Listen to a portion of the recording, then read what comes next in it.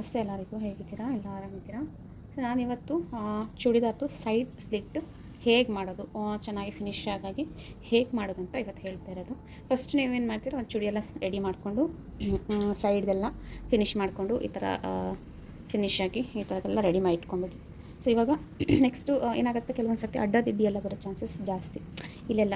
So ಹಾಗಿದ್ದಾಗ ನೀವು ಸ್ವಲ್ಪ ಕಟ್ ಮಾಡಿಕೊಂಡು ಅದನ್ನು ನೀಟ್ ಮಾಡ್ಕೊಂಡು ಇಟ್ಕೊಳ್ಳಿ. ಈಗ ನೋಡಿ, ಸ್ಟ್ರೇಟ್ ಇಲ್ಲ ಅಂತ ಹೇಳಿದ್ರೆ ಸ್ವಲ್ಪ ಸ್ಟ್ರೇಟ್ ಮಾಡಿಕೊಂಡು ಕಟ್ ಮಾಡ್ಕೊಳ್ಳಿ. ಈಗ ನಾನು ಕಟ್ ಮಾಡಿ ಇಟ್ಕೊಂಡಿದ್ದೀನಿ ಕರೆಕ್ಟಾಗಿ.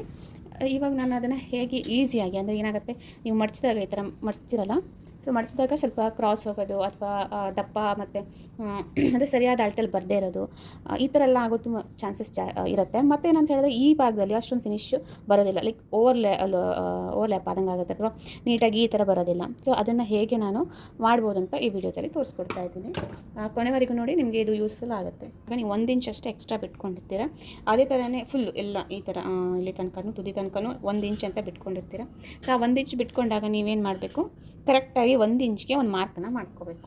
ಡೈರೆಕ್ಟಾಗಿ ಕೂಡ ಮಡ್ಚ್ಬೋದು, ಪ್ರಾಕ್ಟೀಸ್ ಇದ್ದವ್ರಿಗೆ ಏನೂ ಪ್ರಾಬ್ಲಮ್ ಇಲ್ಲ. ಬಟ್ ಸ್ಟಾರ್ಟಿಂಗ್ ಆಗಿರ್ಬೋದು ಅಥವಾ ಫಿನಿಶಿಂಗ್ ಬರ್ತಾ ಇಲ್ಲ ಅಂದರೆ ಈ ಮೆಥಡ್ನ ನೀವು ಫಾಲೋ ಮಾಡಿ. ತುಂಬ ಈಸಿಯಾಗಿ ಮತ್ತು ಬೇಗ ಆಗುತ್ತೆ, ಪದೇ ಪದೇ ಬಿಚ್ಚೋ ಚಾನ್ಸಸ್ ಇರೋದಿಲ್ಲ. ಓಕೆನಾ? ಸೊ ಹೀಗಿದ್ದಾಗ ನೀವು ನೋಡಿ, ಸ್ಲಿಟ್ ಏನು ಫಿನಿಶಿಂಗ್ ಮಾಡಿರ್ತೀರ ಅಲ್ಲಿಂದ ಈ ಎಂಡ್ ತುದಿಯೋ ತನಕ ಒಂದು ಸ್ಟ್ರೇಟ್ ಲೈನ್ ಹಾಕಬೇಕು, 1 ಇಂಚ್. ಓಕೆನಾ? 1 ಇಂಚಲ್ಲಿ ನೀವು ಈ ಥರ ಇದನ್ನು ಮಾರ್ಕನ್ನು ಮಾಡಬೇಕು. ಸೊ ಅದಕ್ಕೆ ಫಸ್ಟ್ ನಾನು ಟೇಪ್ ತೊಗೊಂಡು 1 ಇಂಚ್ ಅಂತ ಮಾರ್ಕ್ ಮಾಡ್ತಾಯಿದ್ದೀನಿ. ಸೊ ಇಲ್ಲಿಂದ ಈ ಥರ ಮಾರ್ಕ್ ಮಾಡ್ಕೊಳ್ಳಿ. ಮಾರ್ಕ್ ಮಾಡಿದ್ದೀನಿ. ಅದಾದಮೇಲೆ ನೀವೊಂದು ಸ್ಟ್ರೇಟ್ ಲೈನ್, ಸ್ಕೇಲಲ್ಲಿ ಸ್ಟ್ರೇಟ್ ಲೈನ್ನ ಹಾಕಿ. ಸೊ ಇದು 2 ಸೈಡಲ್ಲಿ ಹಾಗೆ ಮಾಡಬೇಕು.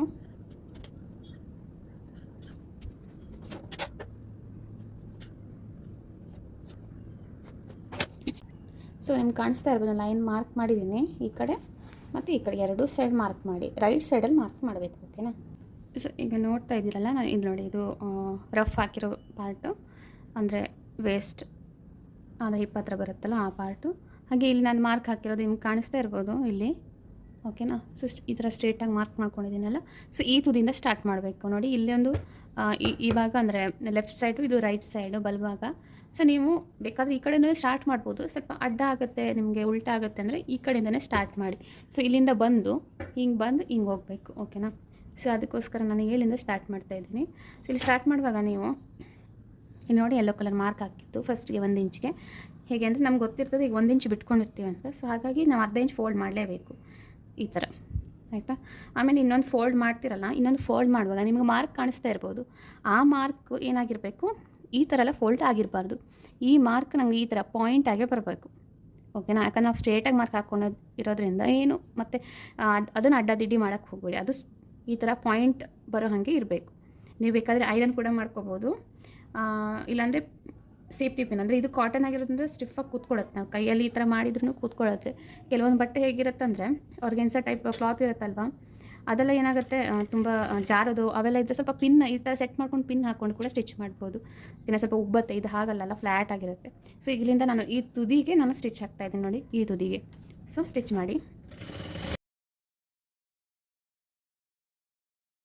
ಇಲ್ಲಿ ಇದರ ಲೈನಿಂಗಲ್ಲಿರೋದ್ರಿಂದ ಮುದ್ದೆ ಆಗೋದಲ್ಲೇ ಇರುತ್ತೆ. ಸೊ ನೀಟಾಗಿ ಮಾಡ್ಕೊಳ್ಳಿ, ಯಾಕಂದರೆ ಡಬಲ್ ಕ್ಲಾತ್ ಬರುತ್ತೆ. ಇಲ್ಲಿ ತನಕ ಸಿಂಗಲ್ ಇತ್ತು, ಇಲ್ಲಿ ಡಬಲ್ ಬರುತ್ತೆ. ಸೊ ಅದನ್ನು ಕೂಡ ನೋಡಿಕೊಂಡು ಫೋಲ್ಡ್ ಮಾಡಿ, 2 ಜೊತೆಗೆ ಸೇರಿಸ್ಕೊಂಡು ಮಾಡಬೇಕು. ಮತ್ತು ಈ ಥರ 15 ಇಂಚು ನೋಡಿ, ನಾನು ಈಗ ಸ್ಟ್ರೇಟಾಗಿ ಈಗ ನಾನೇನು ಮಾರ್ಕಿಂಗ್ ಮಾಡಿದ್ದೀನಿ ನೋಡಿ ಚಾಕಲ್ಲಿ, ಅಲ್ಲೇ ಕರೆಕ್ಟಾಗಿ ಈ ಥರ ಕೈಯಲ್ಲೇ ಸ್ವಲ್ಪ ಪ್ರೆಸ್ ಮಾಡ್ಕೊತಾ ಇದ್ದೀನಿ. ಐರನ್ ಮಾಡ್ಕೊಂಡಾಗ ಮಾಡ್ತಾಯಿದ್ದೀನಿ ಕೈಯಲ್ಲೇ. ನೆಕ್ಸ್ಟು ಮತ್ತೆ ಅದೇ ಥರನೇ. ಸೊ ಈ ಪಾಯಿಂಟ್ ಬಂದಾಗ ನೋಡ್ತಾ ಇದ್ದೀನಿ, ಕರೆಕ್ಟಾಗಿ ಅಬ್ಸರ್ವ್ ಮಾಡಿ. ಸೊ ಇಲ್ಲಿ ನಾನು ಈಗ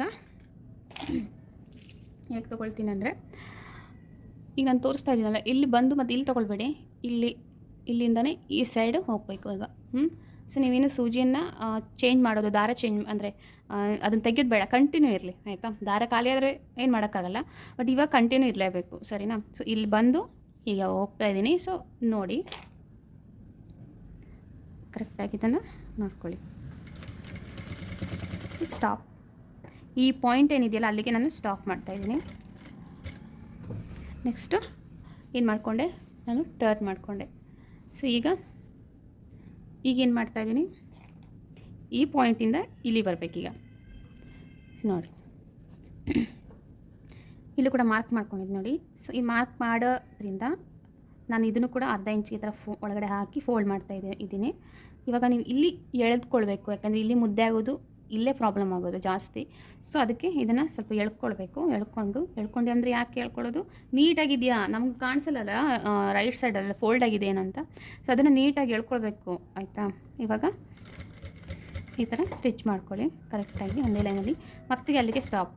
ಓಕೆ, ನೆಕ್ಸ್ಟ್ ಮತ್ತೆ ಸೂಜಿನ ಮಾತ್ರ ತೆಗಿಯೋಕ್ಕೆ ಹೋಗಬೇಡಿ, ಬಟ್ಟೆ ಜಾರುತ್ತೆ. ಸೂಜಿ ಅಲ್ಲೇ ಪಾಯಿಂಟ್ ಇತ್ತು ಅಂದರೆ ನಿಮಗೆ ಬಟ್ಟೆ ಜಾರದೇ ಇಲ್ಲ ನೋಡಿ, ಓಕೆನಾ, ಹಾಗೆ ಇರುತ್ತೆ. ಸೊ ಇಲ್ಲಿಂದ ಇಲ್ಲಿಗೆ ಮೂವ್ ಆಯಿತು. ಈಗ ಈ ಸೈಡು ಈಗ ಇದು ಕೂಡ ಅಷ್ಟೇ ಮಾರ್ಕ್ ಮಾಡ್ಕೊಂಡಿದ್ದೀನಿ ನೋಡಿ, ಮಾರ್ಕ್ ಅಲ್ಲೇ ಹಾಕಬೇಕು. ಸೊ ಇದು ಕೂಡ ಅರ್ಧ ಇಂಚಿಗೆ ಫಸ್ಟ್ ಫೋಲ್ಡ್ ಮಾಡ್ಕೊಳ್ಳಿ, ಆ ಮಾರ್ಕ್ ಸಮೇತ ಈ ಥರ ಸ್ವಲ್ಪ ಕೈಯಲ್ಲೇ ನೀವು ಈ ಥರ ನೀಟಾಗಿ ಐರನ್ ಮಾಡ್ಕೊಂಡಂಗೆ ಮಾಡಿ, ಮತ್ತು ಕಂಟಿನ್ಯೂ ಆಗಿ ಬನ್ನಿ.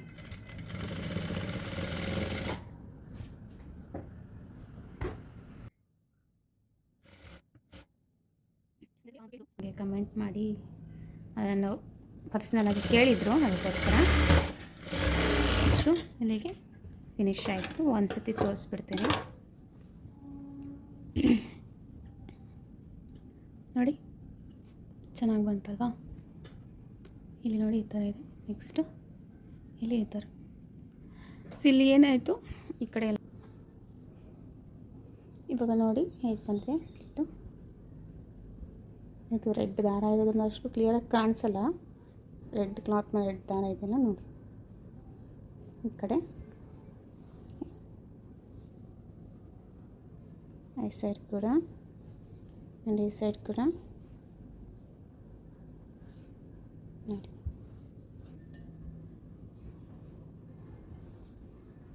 ಹೀಗೆ ಮಾರ್ಕ್ ಮಾಡಿಕೊಂಡ್ರೆ ನಿಮಗೆ ಅಂದರೆ ನೀಟಾಗಿ ಆಗುತ್ತೆ, ಅಂದರೆ ಮತ್ತೆ ಬಿಚ್ಚು ಕೆಲಸ ಇರೋದಿಲ್ಲ.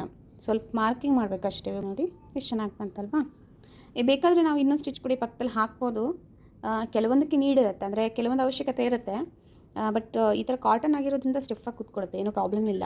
ಕೆಲವೊಂದಕ್ಕೆ ಯಾಕೆ ಇಲ್ಲಿ ಹಾಕಬೇಕು ಅಂದರೆ, ಇಲ್ಲಿ ಅದೇ ನಾನು ಹೇಳಿದ್ನಲ್ಲ, ಕೆಲವೊಂದು ಪಾಲಿಸ್ಟರ್ ಟೈಪಲ್ಲಿ ಇದ್ದಾಗ ಅದು ಸ್ವಲ್ಪ ಅಷ್ಟು ನೀಟಾಗಿ ಬಂದಿರಲ್ಲ. ಎಷ್ಟೇ ನಾವು ಟರ್ನ್ ಮಾಡ್ಲಿಕ್ಕೆ ಹೋದ್ರೆ ಅದರಲ್ಲೂ ಲೈನಿಂಗ್ ಕೂಡ ಹಾಕಿರ್ತೀವಿ. ಸೊ ಅದು ಅಷ್ಟು ಬಂದಿರಲ್ಲ, ನೀಟಾಗಿ ಈ ಥರ ನೀಟಾಗಿರಲ್ಲ. ಆವಾಗ ನಾವು ಇನ್ನೊಂದು ಹಾಕಬೇಕಾಗುತ್ತೆ. ಬಟ್ ಇವಾಗ ನಾನೇನಾದರೂ ಇವಾಗ ಐರನ್ ಮಾಡಿದ್ರೆ ನೀಟಾಗಿ ಸ್ಟಿಫಾಗಿ ಕುತ್ಕೊಳ್ಬಿಡುತ್ತೆ. ಕೆಲವೊಂದು ಬಟ್ಟೆ ಐರನ್ ಮಾಡಿದ್ರೂ ಕುತ್ಕೊಳ್ಳೋದಿಲ್ಲ. ಸೊ ಅದು ಇದ್ದಾಗ ನಾವು ಸ್ಟಿಚ್ ಹಾಕಬೇಕಾಗುತ್ತೆ. ಇದು ಅವಶ್ಯಕತೆ ಅಂದರೆ ಹಾಕ್ಬೋದು, ಹಾಕ್ದೇನೆ ಅನ್ಬೋದು, ಏನೂ ಪ್ರಾಬ್ಲಮ್ ಇಲ್ಲ.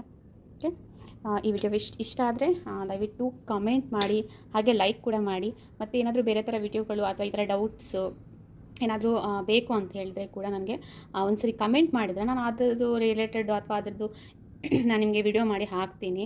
ಅದಕ್ಕೆ ಏನಾದರೂ ಡೌಟ್ ಇದ್ದರೆ, ಈ ಥರ ನನಗೆ ಡೌಟ್ ಇದೆ, ಈ ಥರ ಅದೊಂದು ಬ್ಲೌಸ್ ಆಗಿರ್ಬೋದು ಅಥವಾ ಡ್ರೆಸ್ ಆಗಿರ್ಬೋದು, ಆ ಪ್ಯಾಂಟ್ಗಳಲ್ಲಾಗಿರ್ಬೋದು, ಏನೇ ಡೌಟ್ಸ್ ಇದ್ದರೂ ಒಂದು ಕಮೆಂಟ್ ಹಾಕಿದರೆ ನಾನು ಅದು ನಿಮಗೆ ಆ ಕಮೆಂಟದು ಹೇಗೆ ನಾನು ಮಾಡ್ಬೋದು ಅಂತ ಒಂದು ವಿಡಿಯೋ ಮಾಡಿ ನಿಮಗೆ ಹೇಳ್ತೇನೆ, ಆಯಿತಾ. ಓಕೆ, ಬಾಯ್.